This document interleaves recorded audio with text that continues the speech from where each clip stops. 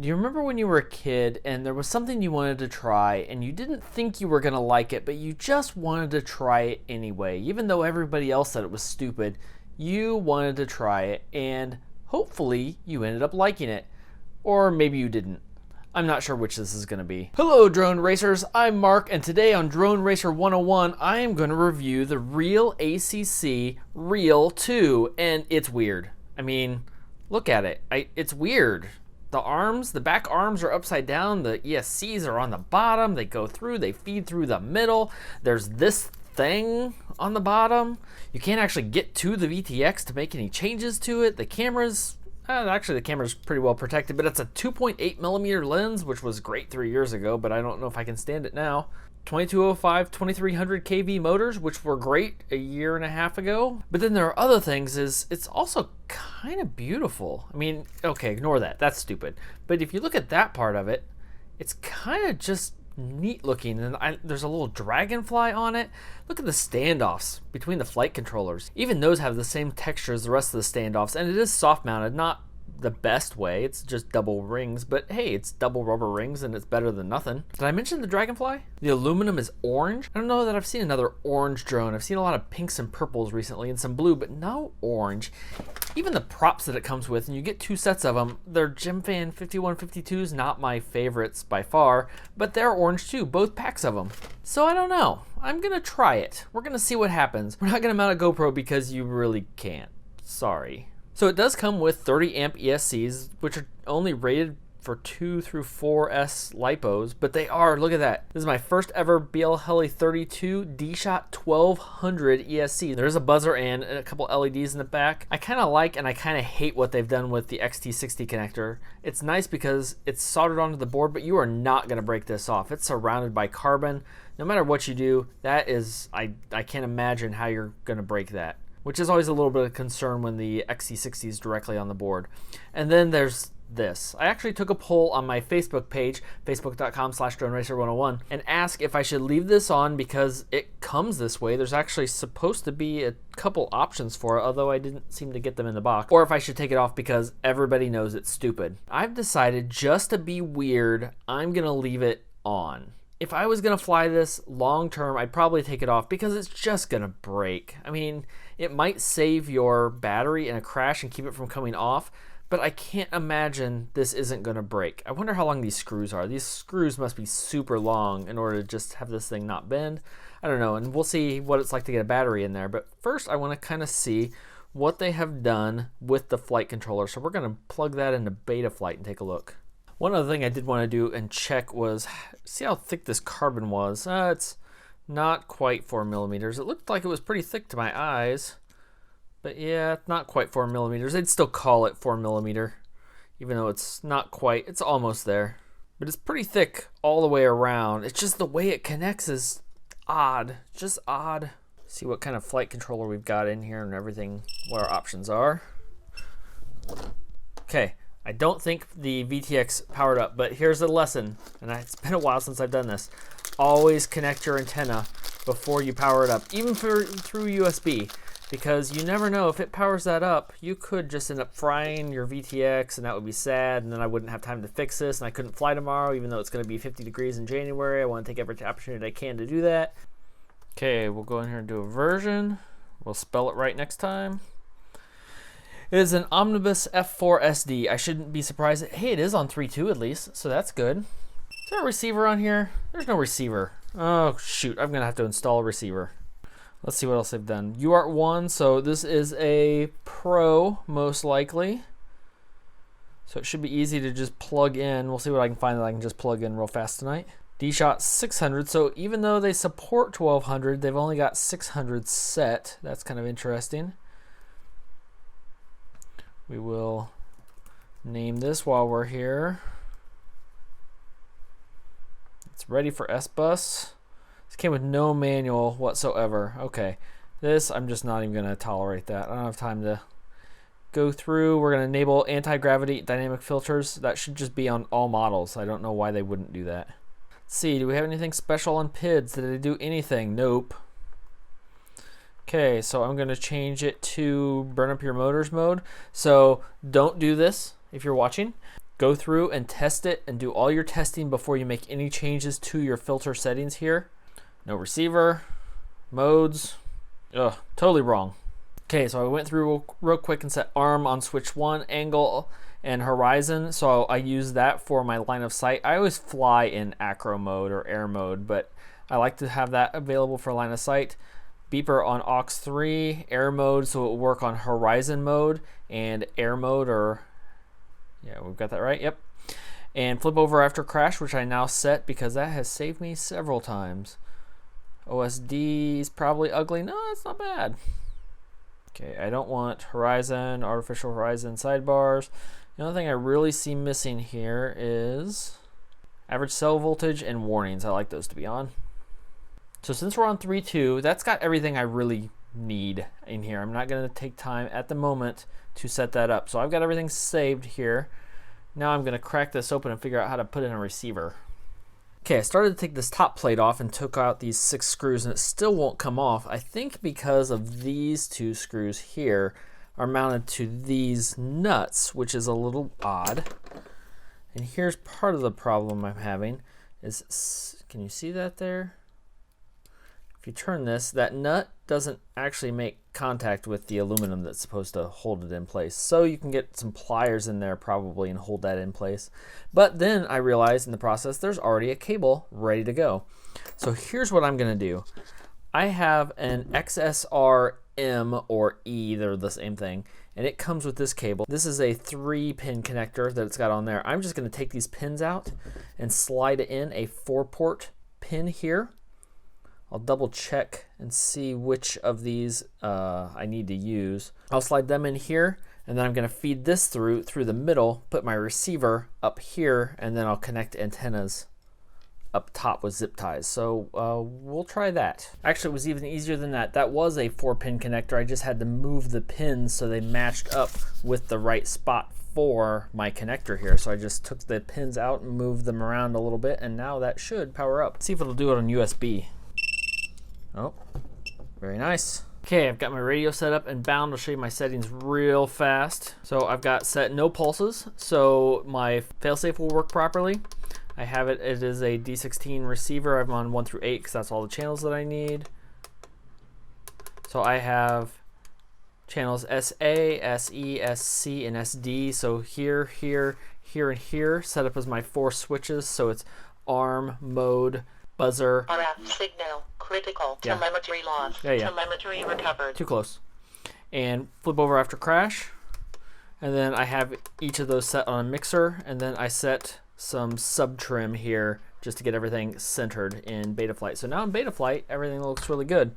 It's all leveled out. Now I'm just going to run this cable, or run my receiver here and get it mounted, and then I should be able to install batteries. Speaking of batteries, because this is probably the last bit I'm going to record tonight before I take it out and fly tomorrow, one thing that's weird about this is you kind of have to slide the battery in here from the front, get the zip tie open here, Velcro open I guess, slide this in here, keep that out of the way, fit that through, and then I haven't figured out yet how I'm supposed to attach my Velcro. Like, how do I Velcro this down? This plate's in the way. Like, it's almost like it's supposed to Velcro to this plate instead, but the Velcro came on here. So my plan is to use this, but I'm not sure how. Maybe if I pull this through all the way, I will get this figured out and show you what I ended up doing. Hopefully it involves keeping this plate on and not just ditching it, but I think I might have to ditch it. Okay, props are on, it's ready to fly. One thing I noticed is there is a little OSD stick on the back of this camera, so I'm gonna have to mess with that at some point. Also then, one of the nice things I think about the offset arms is you're seeing more and more where people will take a zip tie and connect the antenna off of here for the receivers. Well, that would be a problem here, but it'd be perfect to actually do the same thing. It's really tight up here. My receiver fits, but it's not great. I think there'd be more room to put it down here and then run the antennas out this way and out the back, and there's pretty much no chance of them running into the props from there. Maybe if you were in turtle mode, that might be a problem. But other than that, also the double stick tape that holds these on is not great. You should probably zip tie these or wrap these around in some other way. But now the next stop is the park tomorrow. I reduced the camera angle just a little bit and took that battery guard off just because, man, that is terrible, terrible video. What is the deal? Yeah, that's not gonna work at all. I did a couple more tests and I was barely able to get any range at all with the VTX, so my cat wanted to help, but he's a big jerk and didn't. I had to take out about 21 screws to get to the plate and get it removed, so here I've gotten it out completely so I could take some tools and modify it.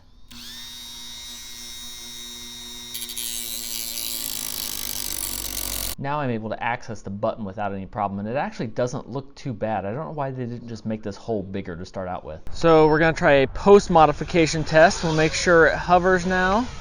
That looks good. It still looks weird. Look at it. Look how weird that is with the props are not the same altitude, not in the same plane. It's pretty quick though. I mean, it's not shocking. It's not crazy. I mean, it's pretty good. I haven't done anything so the LEDs still work. I like the lights. I need to figure out how to actually program those.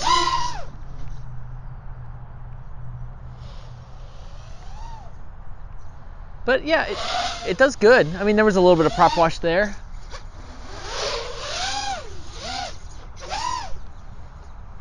Yeah, that'll work though. Okay, let's see if it flies. Or more accurately, let's see if we have line of sight the whole time.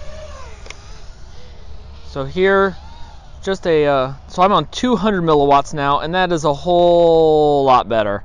I can actually see the camera. You know, it's still not spectacular though. I don't have one of those immersion sensors, and yeah, the camera is just not very good. Not very good at all.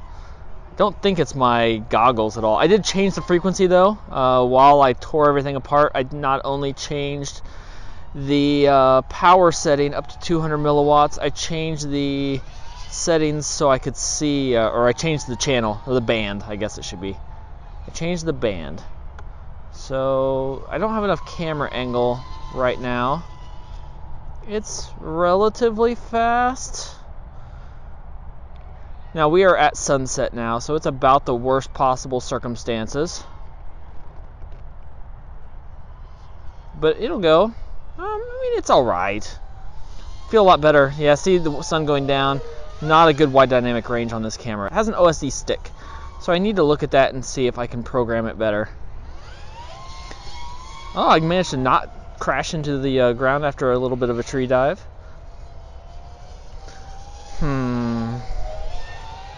I don't know. I'm distracted by how bad this camera is. If the camera was better, you know, I think as I fly this around, it's not a rocket ship. I mean, this is not going to be beating the Dark Max. But it almost reminds me a little bit.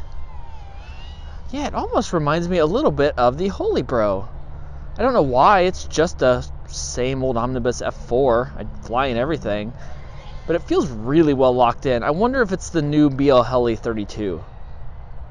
Because I feel like I have really good control over it. 3.5 volts. Throw a good camera on this, and it might be pretty spectacular. Throw a better antenna on it, which might be the problem. That little bitty antenna is just weird. But yeah, you know, I'm still in the first pack. Still at 3.5 volts. But I really like the control. It's really smooth. It's got a great throttle throw for me. I like the range that I'm at for the stick. I hate it when I have to give it full throttle to really go. So I'm right at about middle stick with having the controls. And you watch this. If you watch this channel, you know I don't usually fly this low. I'm not usually this super comfortable, especially on the first pack. We're still on the first pack. Which, speaking of which, we are at 3.3 volts. We are at low battery. I'm going to bring it in and we'll try another one. Okay, let's try this again.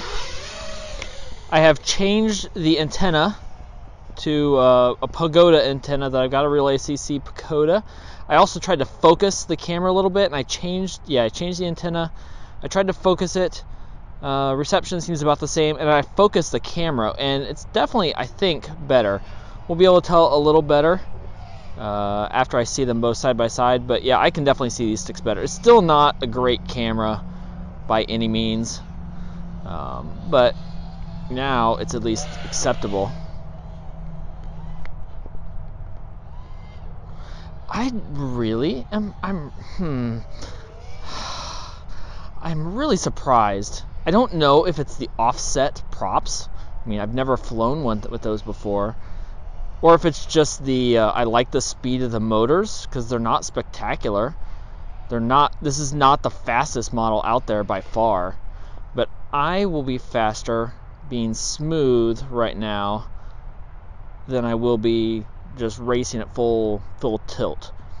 And I feel like I could take this gate racing today. I can clip a gate and it survived. But oh man, I need to you tired of me hauling around? I mean, I'm not going fast. I'm really not going fast. But I could, with a little practice, get going a lot faster. I just like it. I'm just gonna say it. I just like the way this thing flies, and I did not think I would. I did not expect to. I did not expect that at all. Yeah, if you guys, I know a lot of you guys are around here a lot. You've seen a lot of altitude on this golf course, but you haven't seen under these trees very often. Especially not the first time I'm going out. So, whoa, what was that? That was a little odd. I'm not sure what happened there. It felt a little wobbly. So I can't make couldn't make the tight turns that I do sometimes with some other models here. Couldn't quite make that really hard turn, not at high speed, which I was able to do with the F200. It recovered well though, look at that. Did not expect to just get back up from that. That's full throttle, that was full stick there. How long have I been flying? 3 minutes? So it'll make a 2-minute race without a problem. I'm still at 3.5 volts. I even like these props, even though I think I bent one. It's just a little bit of wobble.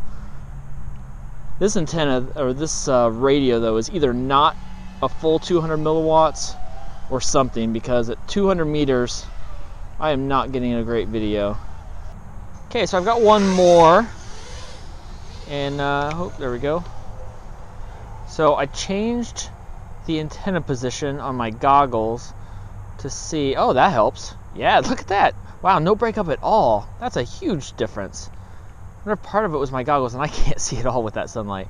Not good. So the weak part on this, for sure, is the camera.